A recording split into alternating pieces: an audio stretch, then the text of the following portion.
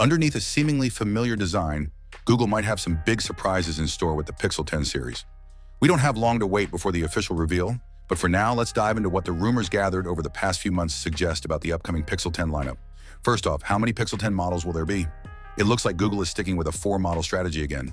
According to Android headlines, we expect to see the Pixel 10, codenamed Frankel, the Pixel 10 Pro, codenamed Blazer, the Pixel 10 Pro XL, codenamed Mustang, and the Pixel 10 Pro Fold, codenamed Rango. Interestingly, this means Google is keeping its smaller high-end Pro model, suggesting the Pixel 9 Pro found its audience. When will the Pixel 10 launch? Expect Google to unveil them during the summer, likely in August, just like last year's generation. This early date aims to get ahead of Apple's traditional September keynote.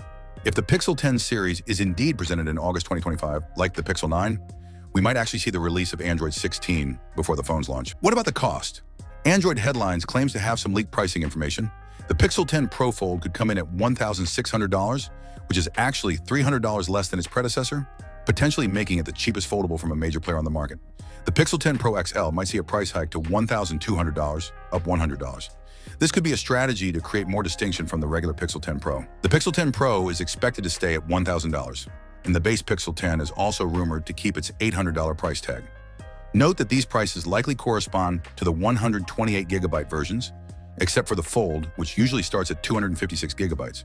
Moving on to design, don't expect a radical overhaul. Google seems happy with the strong visual identity of recent Pixels. We should see the return of flat edges, flat surfaces, and the iconic horizontal camera bar stretching across the back. Unlike the budget Pixel 9a, this bar will likely still protrude from the body, which makes sense, especially on the Pro models housing periscope lenses. While details like matte or glossy finishes are still debated, the overall look should remain very much in line with the Pixel 9 series. It seems like a similar story for the displays.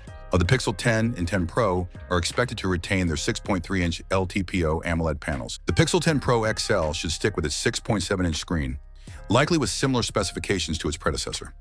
While not a major upgrade, the visual experience should still be excellent, given the quality of the current displays. Now, perhaps the most anticipated aspect, Google's in-house chip.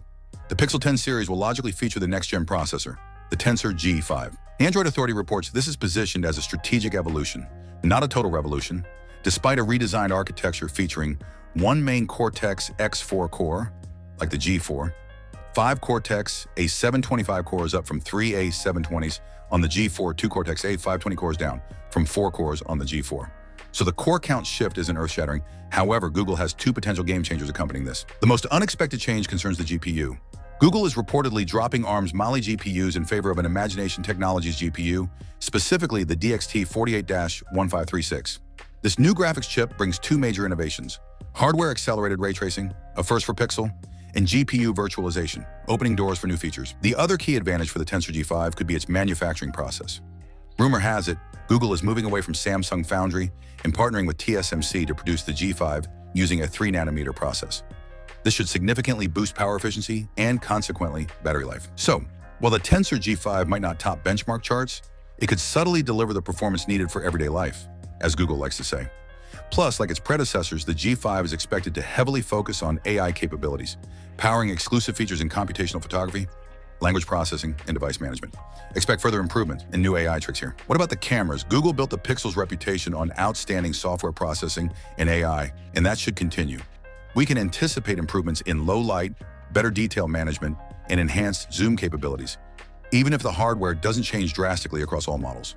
Indeed, the Pixel 10 Pro, 10 Pro XL, and 10 Pro Fold might keep a similar camera setup to the current generation: a 50-megapixel main sensor, a 48-megapixel ultra-wide sensor, and a 48-megapixel periscope telephoto lens. One potential exception, according to leaker Alvin, is that the 10 Pro Fold could get a new main sensor, the Samsung GN8, 50 megapixels 1 by 1.95 inch, replacing the current model's 64-megapixel sensor. The big camera news, however, is expected for the standard Pixel 10. Google might finally take a step Apple hasn't, adding an optical zoom lens to its base model. It's unlikely to be the same advanced periscope lens as the Pro models. That wouldn't make sense. But a simpler optical zoom, perhaps 2x or 3x like we've seen on some competitors, seems plausible. There's also talk of a new modem for the Pixel 10 series. After reportedly considering Qualcomm's Snapdragon X75, Google has apparently opted for the MediaTek T900. This chip promises better power efficiency and broader network compatibility. This could be a significant improvement, as Google previously used Samsung modems, which sometimes faced issues, including overheating and connectivity problems. Finally, what about battery life? No specific details on battery capacity or charging speeds have leaked yet. However, putting the pieces together, the potentially more power-efficient Tensor G5 chip built on TSMC's 3-nanometer process, the new efficient MediaTek modem, and likely ongoing improvements to the cooling system, suggests we could be in for a pleasant surprise regarding the Pixel 10's endurance compared to previous generations.